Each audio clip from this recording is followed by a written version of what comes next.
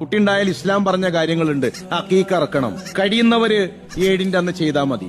സാമ്പത്തികമായി ഒരാൾക്ക് കഴിയുന്നില്ല, അവൻ എപ്പോഴാണ് കഴിയുന്നത് അപ്പോൾ ചെയ്താൽ മതി. അതാണ് ദീൻ. കടമെടുത്ത് അക്കീക്ക 7-ന്റെ അന്ന് നടത്താൻ വേണ്ടി മാത്രം പലിശക്കെടുത്ത സഹോദരനെ എനിക്കറിയാം. ബാങ്കിൽ പോയി കുടുംബത്തിന്റെ സമ്മർദ്ദം കാരണം 7-ന്റെ അന്ന് ചെയ്തിട്ടില്ലെങ്കിൽ നമ്മുടെ തറവാടിന് മോശാണ്, എന്നിട്ട് ബാങ്കിൽ പോയി പലിശക്കെടുത്ത് അക്കീക്ക നിർവഹിച്ചു.